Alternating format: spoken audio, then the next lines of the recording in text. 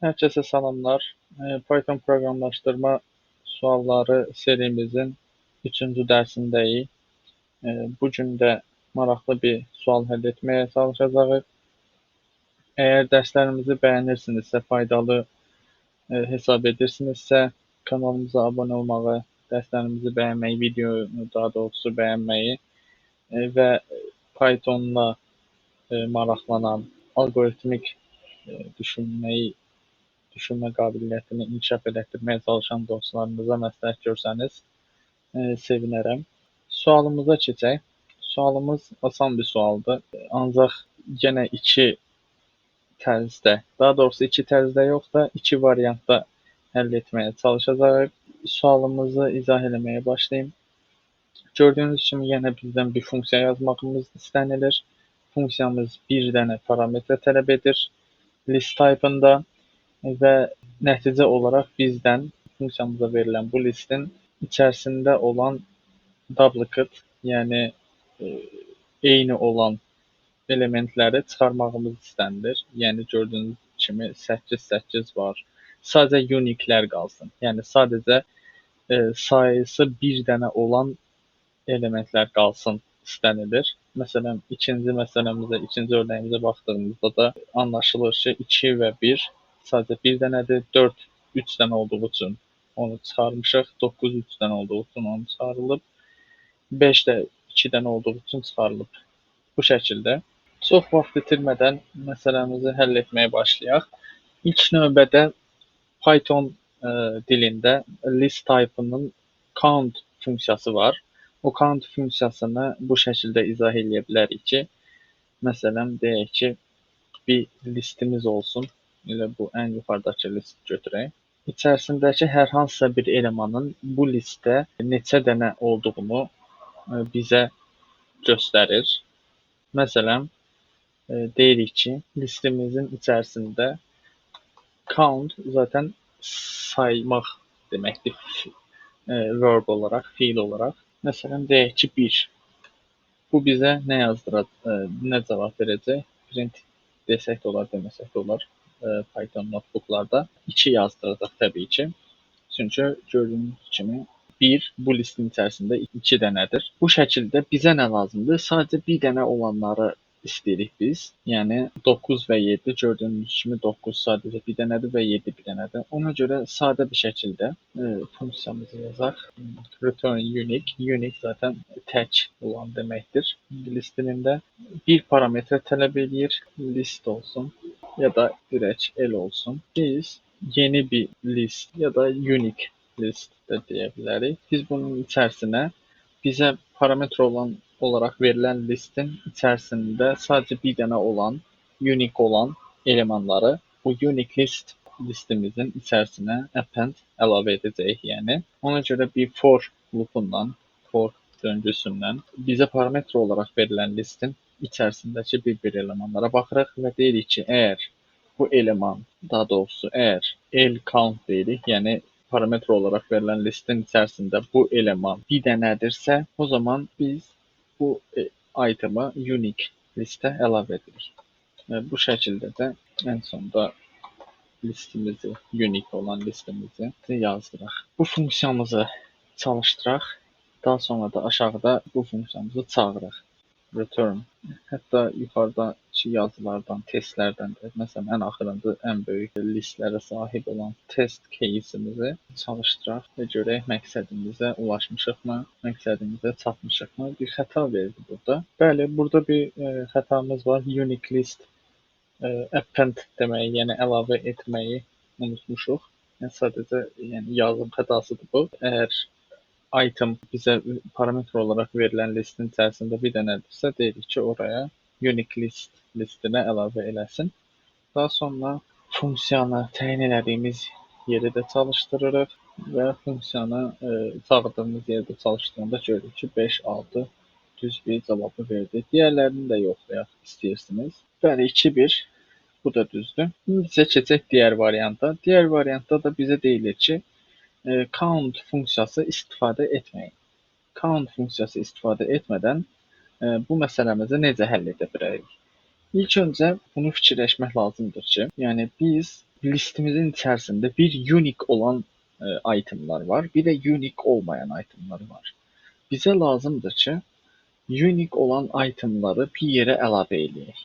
Yəni bu ilk variantda da o şəkildə həll etmişdik. Amma orada countla kontrol eləyirdik bir dənə unique olub olmadığını. İndi isə necə kontrol edə bilərik? Belə bir şey fikirləşmək olar ki, biz for loopundan listin içərisində itemlara baxdığımızda onu bir listə əlavə edək. Unique listimizə əlavə edək. Və amma əlavə etmədən öncə həmin itemin unique listə olub olmadığını soruşaq. Əgər varsa silək.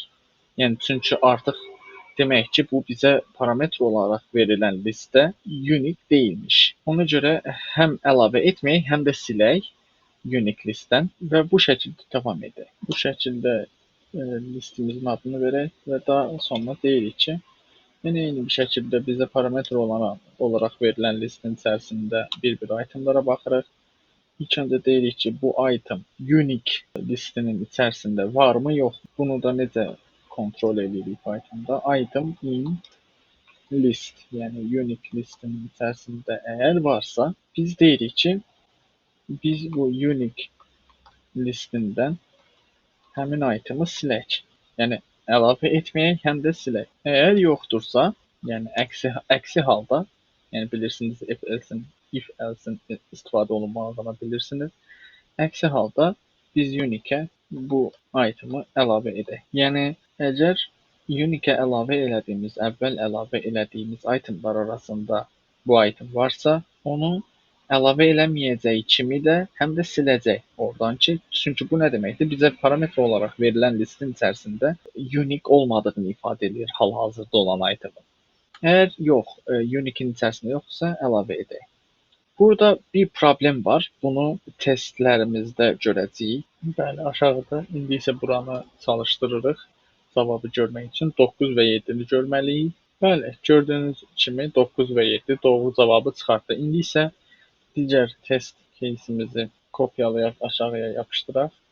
Görək burada da doğru cavabı verəcəkmi?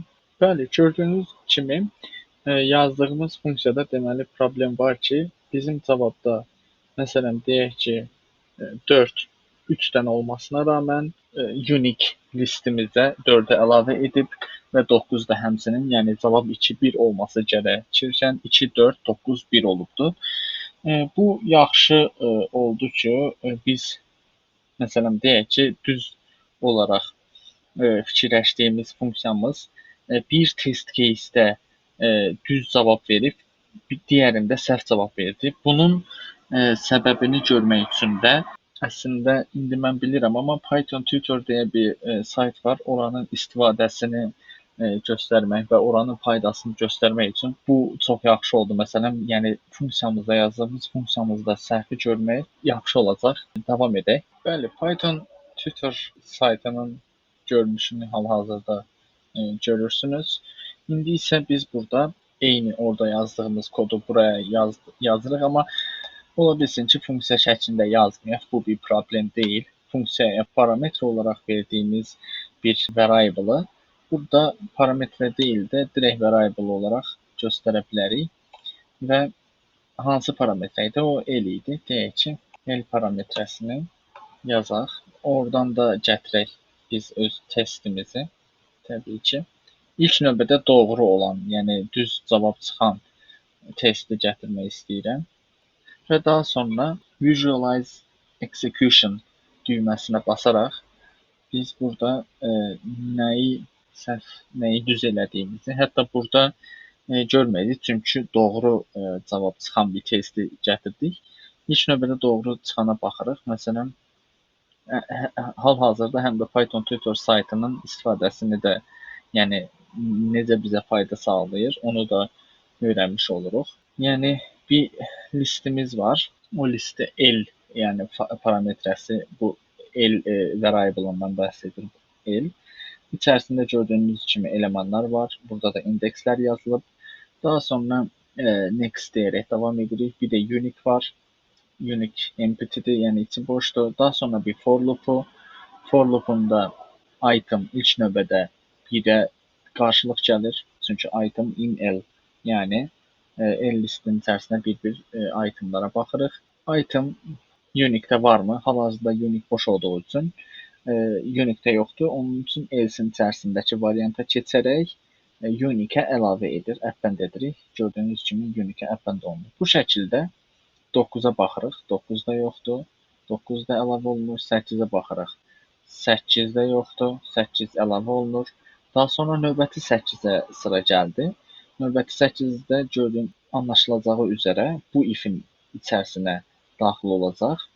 Funksiya forun içərisində gördüyünüz kimi onun içərisinə daxil oldu və Unique-dən o 8-i nə alacaq? Siləcək. Yəni mövcud olan 8-i də siləcək. Yəni olmayan 8-i heç əlavə etməyəcək, mövcud olanı da siləcək və silindir. Daha sonra forumuz davam edir. 7 əlavə olunacaq, 6 əlavə olunacaq, 1-ə gəldi. 1-dən olacaq, 1 olduğu üçün əvvəlcədən listimizdən həmin biri siləcəyik. 1 silindi. Daha sonra 6-ya baxır. 6 var olduğu üçün burada onu da siləcək və cavabımız 9, 7 olaraq yazılacaq. Burada print yazdırdığımız üçün. İndi isə biz edit this code deyərək bu yəni test case'imizi dəyişdirərək bizdə səhv çıxan testdə nə baş verir ki, cavab səhv olur, onu görməyə çalışaq eyni şəkildə. Belə.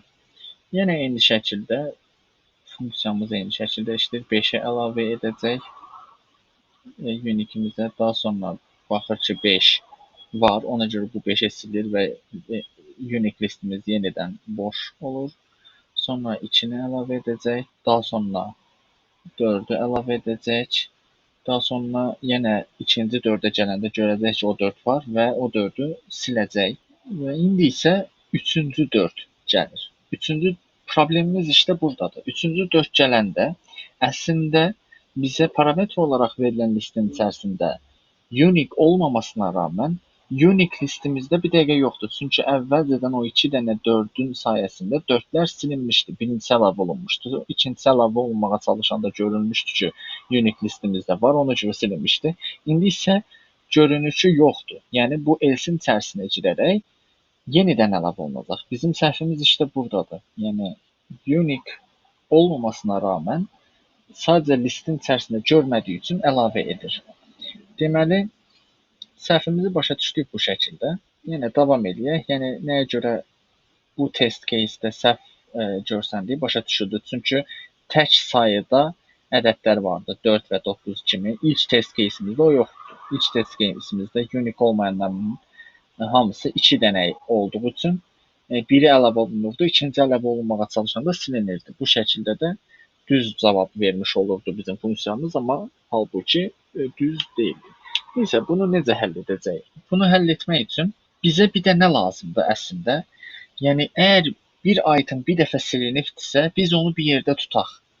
Yəni ki, tutaq ki, bilək ki, 4, bu ikinci 4 əlavə olunmağa çalışanda ilk 4-ü də sildi unique listimizdən.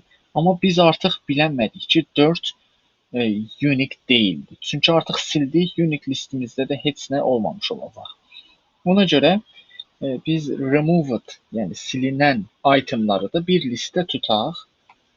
Yəni burada remove etdikdən sonra bu removed listinə əlavə edək, append edək bu itemi. Daha sonra deyək ki, nə istəyirik biz? Əgər direkt else demədən öncə bir else if-lə də bunu da kontrol edək. Elif dediyimiz sözcüklə də. Əgər item removed listində isə, yəni əvvəlcədən nə vaxtsa silinibsə, heç normal davam eləyək loopumuza, digər elemana keçsin. Bunu nə bir yerdən silsin, buradakı kimi, nə də bir yerə əlavə eləsin, buradakı kimi. Sadəcə davam eləsin. Continue sözcüyünü də çox istifadə olunan bir şeydir Pythonda. For loopumuza davam etsin bu şəkildə. Və indi isə visualize execution deyil, test case'imizin ən axırıncı last dediyimizdə son cavabı burada görə bilirik. Yəni həm də Python compiler, interpreter kimi də istifadə oluna bilər, həm də tüm aşamaları görə biləcəyimiz çox möhtəşəm bir saytdır məncə. Sadəcə Python üçün yox, başqa dillər üçün də bu saytda bu yardım mövcuddur. Bu tool, bu arac mövcuddur. Beləliklə videomuzu tamamladıq, dərsimizi tamamladıq. Əgər bəyəndinizsə, faydalıdırsa dərslərimiz, kanalımıza abunə olmağı, başqalarını ilə paylaşmağı, Pythonu öyrənməyə çalışan, daha doğrusu beginner səviyyəsində öyrənib daha da inkişaf elətdirməyə çalışan və alqoritmik düşünmə bacarığını da inkişaf elətdirməyə çalışan dostlarınızla paylaşmağı unutmayın. Sağ olun.